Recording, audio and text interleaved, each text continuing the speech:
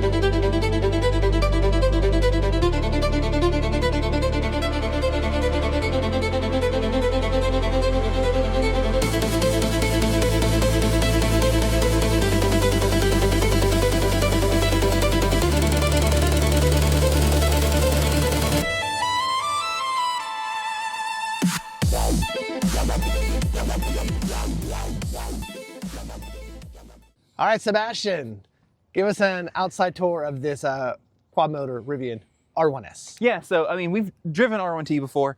On the outside, these are very similar, except obviously the lack of a trunk bed. But we'll do a quick tour anyway. So around the front, I do love the stadium lights, I think is what Rivian calls them. I call them the hippo face that these have, where you have this light bar, kind of the vertical ovals, your headlights are here, etc. They did change some stuff on the Gen 2s where the turn signals are no longer in the ovals, they're actually down low on the bumper. And then they added like a RGB strip up here. I don't think that matters. I like these lights better.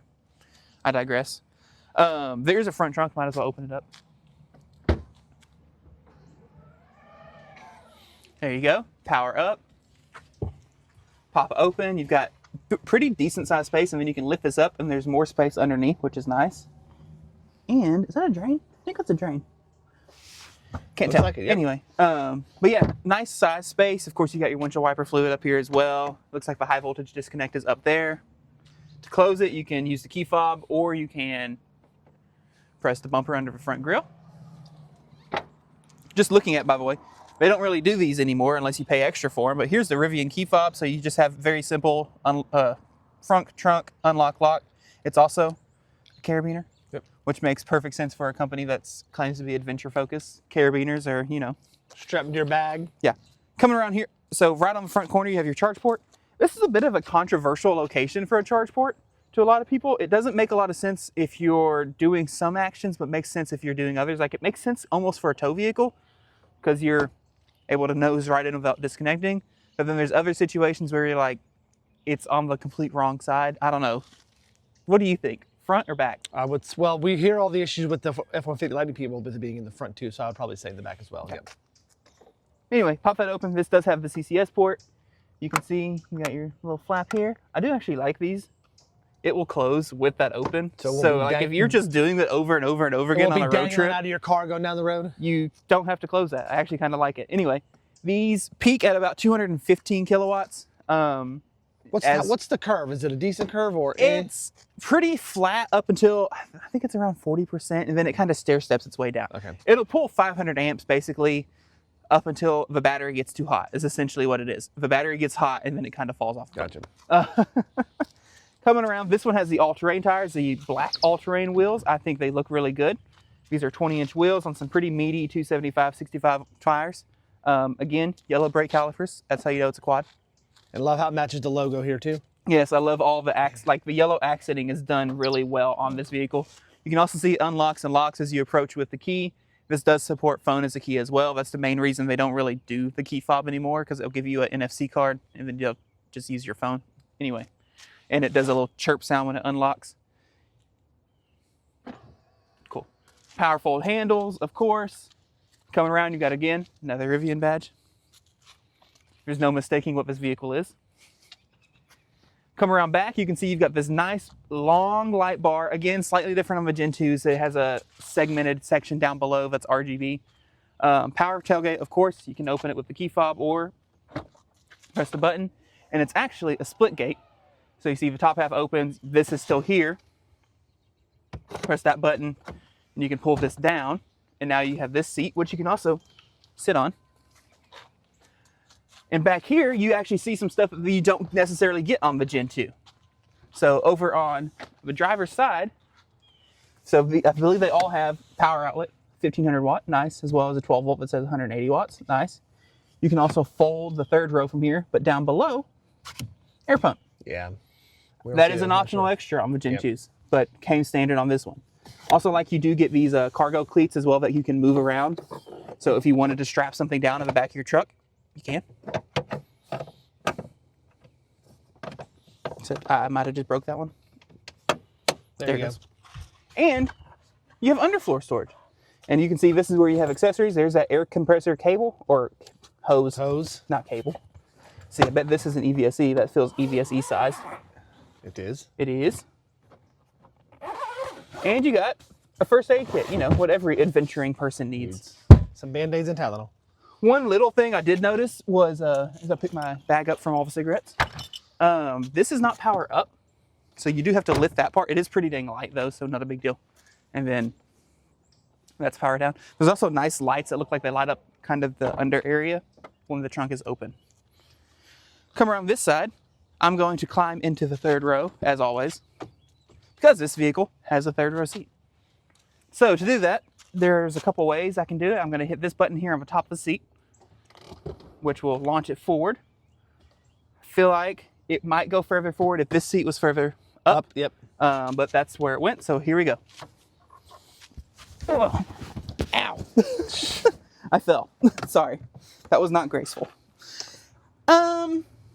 Not made for 6-foot people, probably. Pretty tight. Yep. This seat, I think, can also slide forward some. I don't know how far back it is, but if you want to just hand that to me real quick, we can kind of look. So you can see back here, you do get a cup holder. I believe these open up. You have a little storage pocket with a USB-C port in there. You got climate vents in the third row. You've got speakers. The third row gets its own glass roof. And you see, again, air vents, little storage pocket, USB-C on this side as well, and a cup holder. And yeah, the seat, and I mean, if I was going to, you would just pull back on it. It kind of locks into place. There you go. Okay, seat in that position, it actually works. So I think this seat is just way too far back. To get out, press the button, push it forward, hand that back to Joel. Get out gracefully.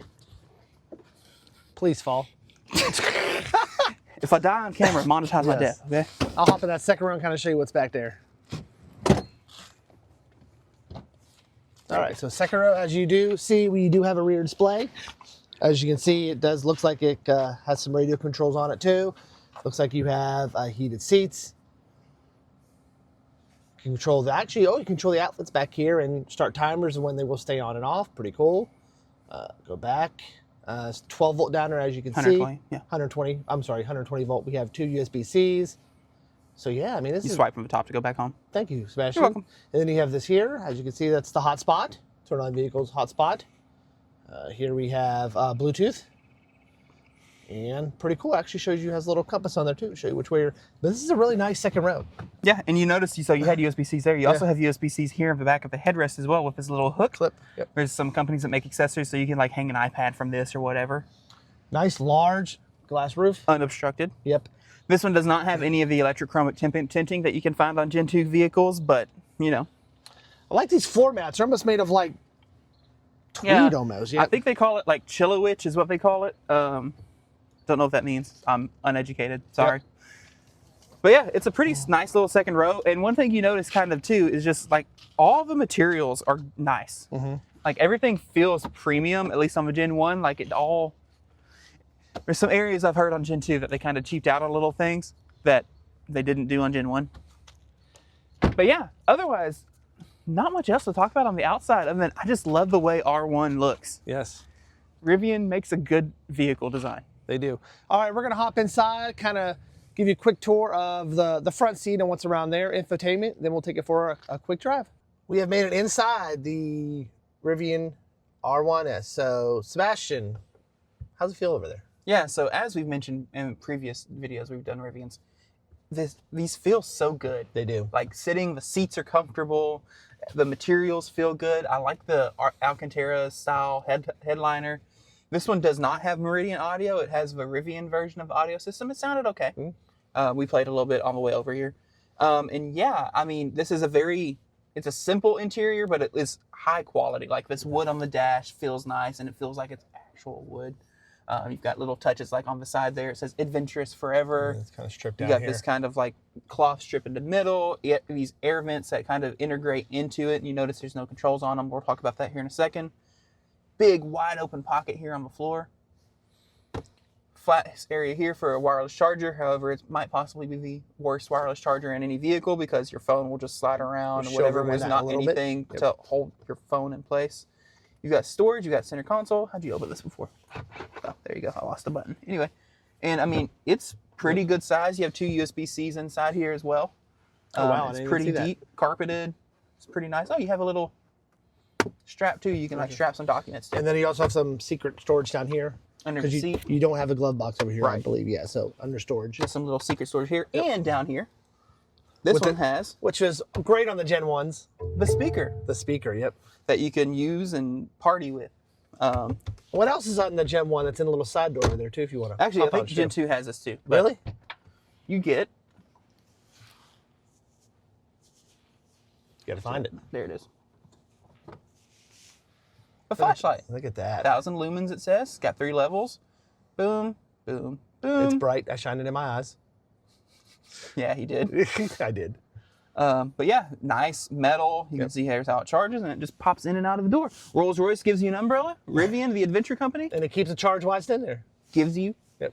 a flashlight. That's right. Pop that closed. All LED lighting in here, of course. You would expect that on a vehicle that was this cost when it was new. And I do like, again, you have yellow accenting here on the inside. Like the inside of these grab handles is yellow.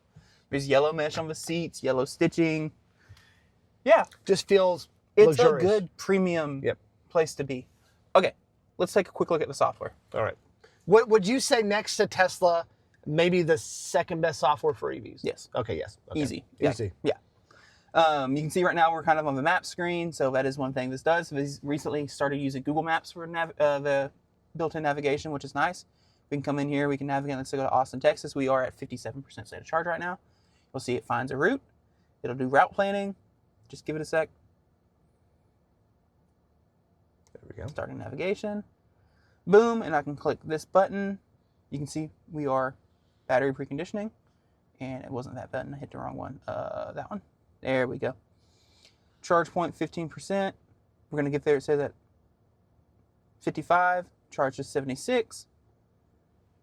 The next stop is in Texarkana.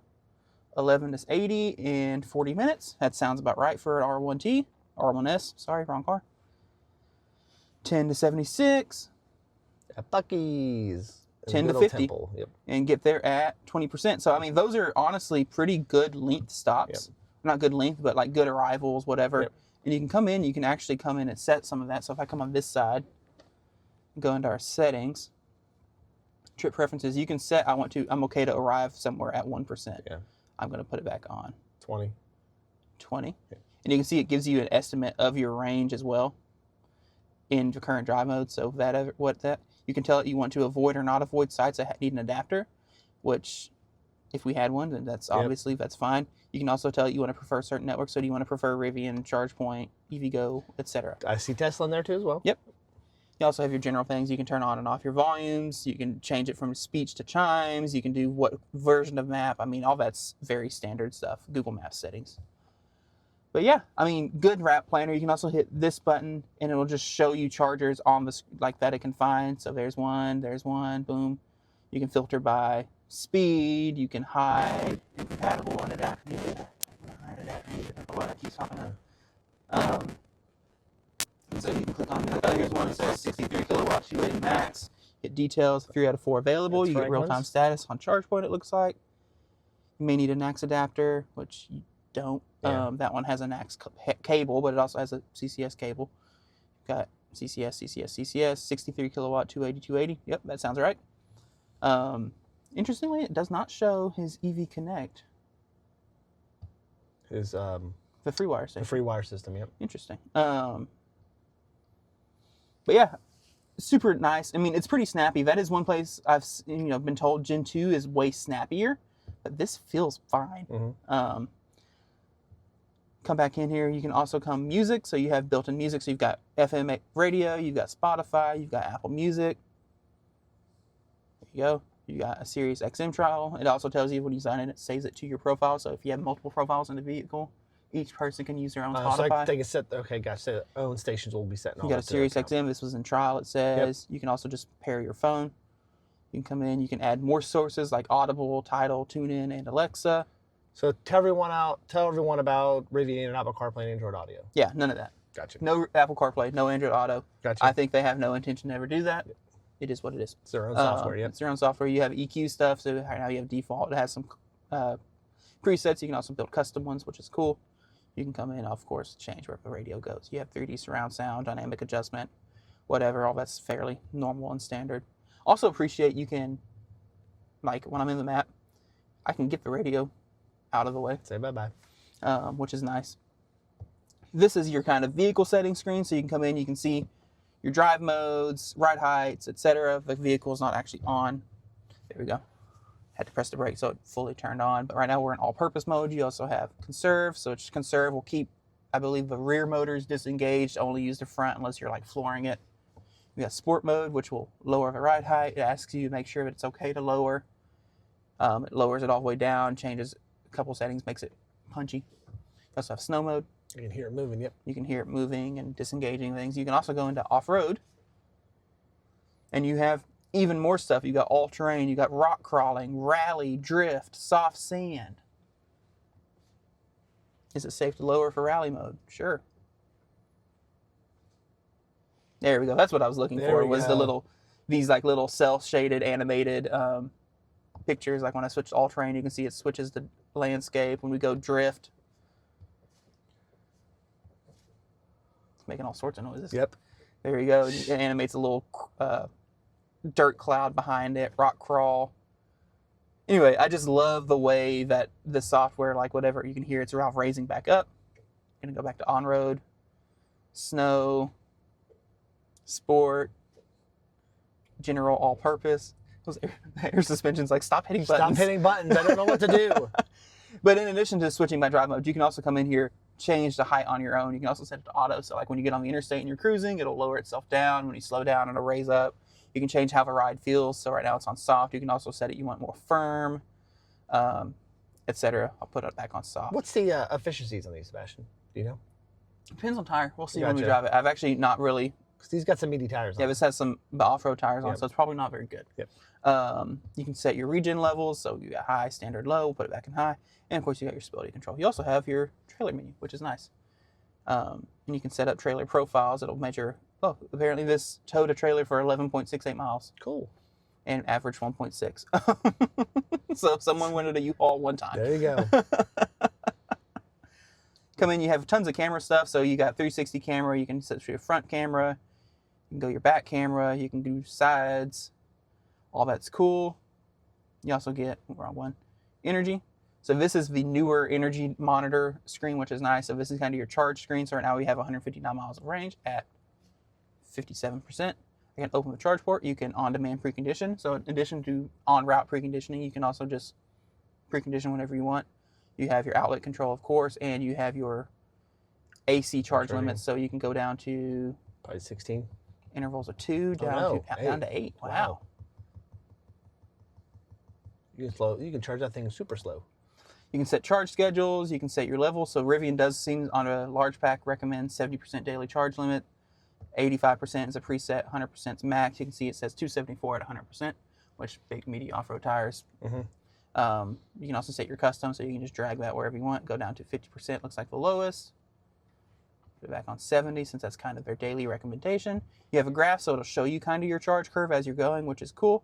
Someone added 74 kilowatt hours in 10 hours, so that's a level 2, and you can see it was pulling 7.3 kilowatts.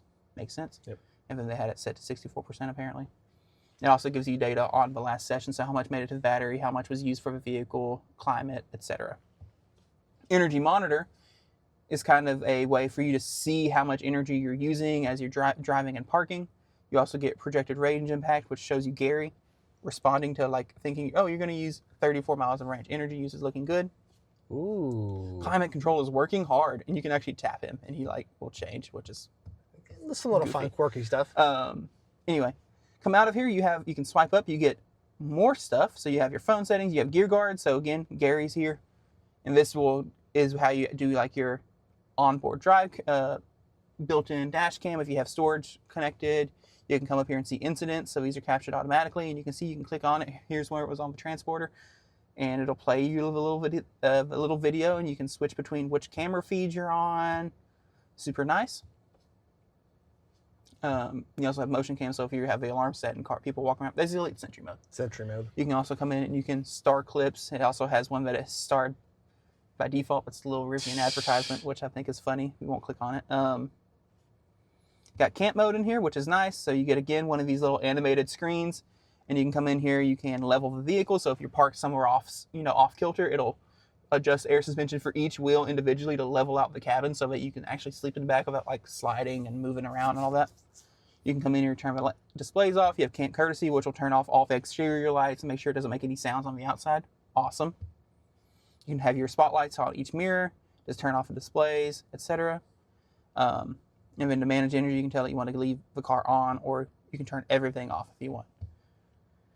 But I don't actually care about that. We're not camping. Yeah, your owner's manual settings. So if we pop in here to settings, there's a couple things I want to look at. So you have all your ambient lighting settings and whatnot. Again, access for your cars. All that's you got over-the-air updates, of course. And this one does actually have one available, but I didn't have time to install it. It says it's going to take 50 minutes. But I do like you can hit see what's new, and it gives you. Yep, so this is the kind of the Halloween update.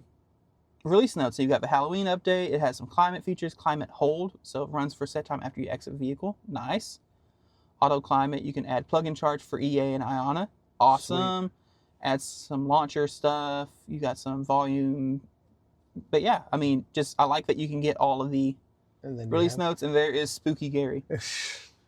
Cool. It does have a service menu in here, so you can come in here and do your wipers. I appreciate you can change the tires. So you can hit that. You can tell it what tires are on the vehicle. It actually has the wrong ones listed, I guess. Oh, software updates can be pending. Okay. Anyway, you can tell it what tires are on the car, and it'll adjust the range awesome. Based on. So if you had like a set of the Rivian All-Terrains and a set of the Rivian Range wheels, you could switch it, and it would adjust your range of predictions and whatnot. Also tells you how many miles are on the tires, etc. Pretty neat. You have show and tell mode, so it actually leaves everything on for a while until the battery gets too low. But yeah, anyway, you also have all your Connect features. So you've got Bluetooth, Wi-Fi, hotspot. You can set up home link garages. Cool. Your accessory dock, which right now is unlocked, you can actually lock it to where then I wouldn't be able to get the speaker out. Set up keys. Anything else in here I care about? Okay, yeah. You can see this one has 21,000 miles. R1S Adventure Package, has the Driver Plus, LA Silver, Large Pack Quad Motor, All-Wheel Drive, 20-inch All-Terrain Darks. Was built in Normal, Illinois. Last thing, then we're done, I promise. Actually, not last thing, I lied. You have video features in here. You can now do Google Cast. Oh, cool. Cool. You also can just watch YouTube. Also nice. You have a little quick button here to lock and unlock the vehicle. You've got that button, which gives you some little quick toggles, so you can open the charge port, open the front trunk, turn on your spotlights, fold in mirrors, open the trunk, turn on all your cabin lights. You can hit this. You have car wash mode. Pet comfort, so it does have dog mode. Nice. Love it. Turn off displays, lock and unlock the rear display. Because you have kids, don't want to. In case you have kids, you don't want to mess with stuff. Yep. Yeah, super cool stuff. Gauge cluster. I'm gonna hand this to you. Not super configurable. You can see it pops up. You got your map here on the left, a vehicle overview on the right. When you're in gear, it kind of changes how that looks. When you're in driver's assistance, your bubbles pop up around it. Your speed comes up here on the right. Put it back in park. Actually, I lied. Let me put it back in gear. When you turn your turn signal on, you do get turn signal view cameras on the gauge cluster, which is nice. It's where they should be. Where it should be. And yeah, steering wheel is pretty basic. This is how you adjust like volume and other driver assistance features. And when you're in like the steering wheel adjustment, you swipe these around to move the wheel, which is cool. And I mean, not a lot else over here. You got your 4 window switches, not any buttons here. You got good metal kick plates here on the floor. And Plenty of room up here. Oh, climate. Didn't even look at this. So I'll let you have that back. So yeah, pretty Tesla-esque in the climate menu and how you can kind of move vents around using this. You can also save these as presets, which is nice. So like I can save that as A and then set something else B, and you notice it moves all the vents. Cool. And you can do it for each side. Oh, cool. Neat. You can also control front, middle, and back. You have your heated seats. You can choose where the air is coming from. Nice. You have heated and cooled seats in the front. Heat only in the rear. Steering wheel too, it looks like. Believe it's heat only in the rear. It is. Yeah. You have a heated steering wheel as well. You can set up climate schedules. Yeah, anyway, super neat little, very simple to use. It looks like a lot at first, but it's pretty easy to use. Yep. It's very Tesla-esque. All right. Let's get set up and let's take this baby for a drive. Woo. All right, we have gotten ourselves out of the city, getting ready to head on interstate here. Looks like Sebastian's gonna go west on Interstate 30 here in Little Rock. Looks like they got some road work going on up here. They just randomly just closed the road. All right, Sebastian, just on that normal, small little, 30 mile per hour drive. Yeah, so there's a couple things I noticed, which I've always heard people say, and it's true. I can tell it's true. R1S does not ride as well as R1T does. The suspension feels a little rougher, almost like it's just not as good. I hear Gen 2, they made huge improvements. Gotcha. But in Gen 1, there we go. Onto the freeway, yes. No problems. Anyway, but in Gen 1, you can definitely tell this ride's rougher than the R1T we drove previously. That was the same model year, Gen 1 as well. And you can tell it's on the all-terrain. You can tell it's on the all-terrain tires Yep. still. Pretty noisy there. But has plenty of power. Oh, it's got Seats plenty. are comfortable. Yes. Like, I really like Rivian. I really like their vehicles. And this is a solid car. Yep. I'm excited to try out some of the driver assistance stuff to see I know Gen 1 doesn't get all the fancy new stuff that they did on Gen 2, but I'm still excited to try out kind of what the state of the Gen 1 is currently as of filming, which is November 1st, 2025. So y'all know I have a 3-row EV9 rear-wheel drive. So this, just even though that's a rear-wheel drive, this is a quad motor. You can just feel how much more power is just in this car. Yeah. It just feels good. Okay, I am in adaptive cruise. I'll forget it's a double tap. Highway assist resumes. After a manual lane change. Why would I need a manual lane change? Huh? Oh, I think it was just confused there for a second. We're good. All right. So what are you in right now? So I am in highway assist. I just did a lane change because it told me to do a manual lane change. There we go. It's engaged.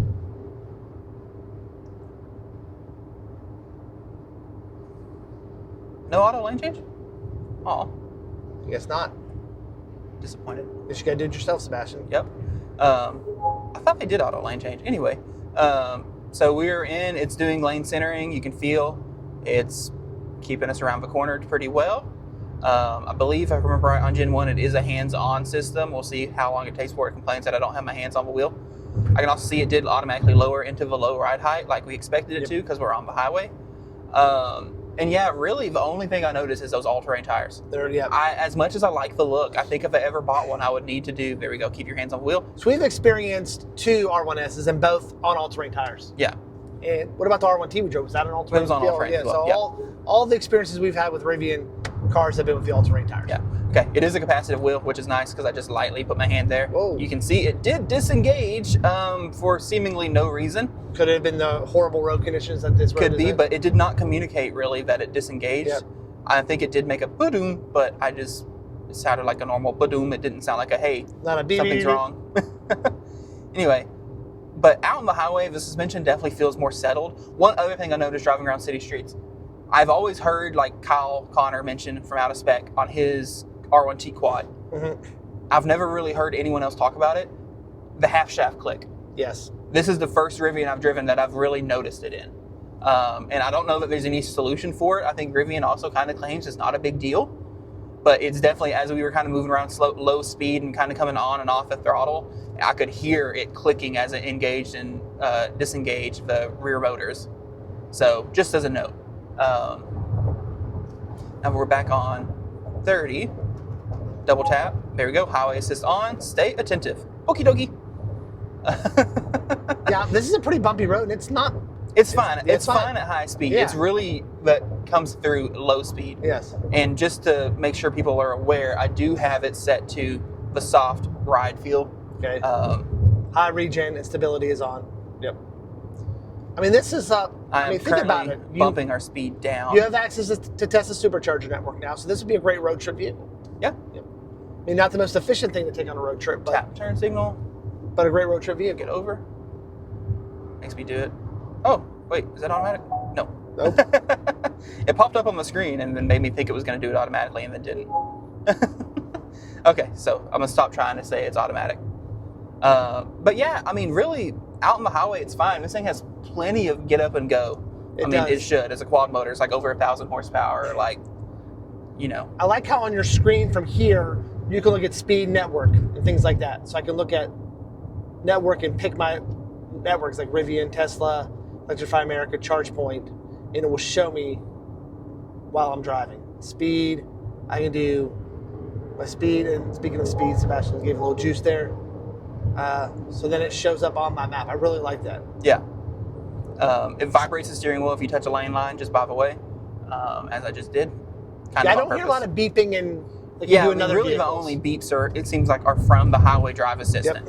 I'm going to pop off here and loop around, start heading back towards Evolve. Yep. Um, So once again, huge shout out to Colin and Involve for letting us borrow this for an hour or two. He's This going to let us is- borrow another one too here in a little bit. This is such a silly thing to complain about. Cars that return the turn signal to the center position when they're on, Uh-huh. I hate that. If the turn signal's on, I want the stalk to be down And then you or want to, up, and I want to push it back. Like, I don't know. It just bothers me because it's that's a weird thing to bother someone about. well, because like when I do it, like turn signal's on and it's right back like in the You don't off know, position, so you have to like Yeah. tap it again to turn it off. You know what? I would like that because the EV6 has a very low turn signal sound. So to look over and see if it's down would remind me that it's on. But yeah, I mean, they do auto cancel when you turn, I can obviously. understand but that. anyway, again, very minor thing to gripe. This is a nice getting on. I mean, there's no issues getting There's on a no free. issues getting up to speed, man. Nope. That's awesome. I mean, it's an EV. Typically, Yes. EVs don't have issues getting up to speed, but it's just you barely tap the pedal and it just goes. Yep. It's ready. You're hitting that interstate already at 70 miles an hour. Yeah, I do like that it does the actual drive visualization, so you can see lane lines, you can see other cars. Every other car just looks like a little SUV type thing. Double tap. Highway says unavailable. Oh, okay. You There need you go. double tap, I don't think. There you go. Bump the speed down some. Also, so you bump the speed with the left and right buttons here, and then you roll the wheel to change your gap adjust. Oh, so it's not like a normal. Most cars you would roll for speed. Yeah. Yep. We're over. Wait. Re-engaged. Nice. I do like that it will automatically re-engage once you get over, so it does disconnect basically the lane centering once you start moving, and then once you're back in the lane and you stop moving the wheel, it re-engages. So I do like that it auto re-engages in that situation. I just wish it did auto lane changes. It has all the sensors and data you would think it would need. Not a lot of wind noise. No, it's all tires. It's all tire and road noise. It's yeah. all tire noise. That said, if I remember right, the highway drive is a pre-map system. Okay. So you would not get lane centering on unmapped highways. Okay. which is a bit of a bummer. We're seeing a lot of these companies that are doing that. They are adding tons and tons of more roads. Like you have Super Cruise that's adding in rural 2-lane highways, and even adding some like just regular plain Jane roads, which is cool. But I feel like the car should be able to figure out, oh, there's 2 lane lines. I just need to stay in the middle of them. Yep. That shouldn't be tied to mapping, I don't think. Yep. I digress. All right, any final thoughts before you take this thing back? No. All right, so we'll meet you back at Evolve Auto for our final thoughts. So see you in a bit. All right, we have safely made it back here to Evolve Auto. So final thoughts, Sebastian. Yeah, so I mean, really, this is a good, Rivians, I like Rivians. Yes. I haven't found anything I really dislike about them yet. Maybe if I spent a long time with one, maybe I would hate them. I haven't, gotten to play with the app much anymore, or much, because you have to own the car to use the app, or at least have someone who owns the car give you the car to use the app. Anyway, but like I like the infotainment system. I like driving them. All-terrain tires are too loud for me. I would have to do road tires. I would be, if I bought one of all-terrain tires, I would be trying to find a way to expeditiously put road tires on them. We really don't do anything that we need all-terrain tires for. So, and we don't have weather in Arkansas that would warrant needing actual all-terrains. These things are heavy enough. I'm sure that you could do anything in ice and snow on just all seasons and be fine. But like, of course, it's quad motor, plenty of power, quick power, good delivery. I like the one-pedal tuning. It's smooth. It works exactly, especially in high, it works exactly how I'd expect it to work. And yeah, I love that you can have your Spotify signed in and just use native Spotify. Like, I understand people get upset about no CarPlay, no Android Auto, but this is one of those systems that I legitimately feel like is good enough that you don't really need it. It's like Tesla, you don't need it. I like the dark tint on the glass roof. It's a pretty cloudy day out, so it's not really making that big of a difference, but I do like that it's there because I do see the sun trying to peek right there. And it's not making it overly warm in here. Materials are excellent. Like, good build quality. Good build quality. On city streets, the suspension's pretty rough. Yep. Out on the highway, though, it did settle pretty good and felt fine. And these also aren't the best roads that we come on to. These aren't awesome roads in this area either, but that's, again, kind of part of course. Yep. I do remember R1T of the same year riding and driving better. Gotcha. I say for me, it's just someone who had a Tesla for 3 or 4 years and then jumping to a Kia. I just love this software. This is if you've driven a Tesla and now you're hopping to a Rivian, it's going to be a seamless transition for the software. The way you get the things, just the way it's set up, the user interface is very similar to a Tesla. And I like that. It's got a really good sound system. For what Rivian does. This is their in-house sound system. Yeah, this is actually in-house. In-house sound system is pretty good. And with the Gen 1, I kind of like the things that you got. You got the removable speaker. You got the flash. I know that some of the things they took out or made it optional for Gen 2. You get the air pump. You get all that. But yeah, just a really solid ride. Like I said, great family hauler. You got to go on a 6, 7, 8, 9 hour trip. 3 stops. Stops are slightly longer. Yep. You're talking about 40-minute-ish stops. Yep. But honestly, I'm okay with that. If an extra 10 minutes is fine with me or something. I'm going to say that as someone with an Ioniq 5 who's really pumped about being able to stop for 18 minutes if I need to. But at the same time, I know when I'm traveling with my family, there's no 18-minute stop. You can't get in and out of a Buc-ee's in 20 minutes. That's not going to happen. All right, so once again, huge shout out to Colin here at Evolve Auto for letting us borrow this.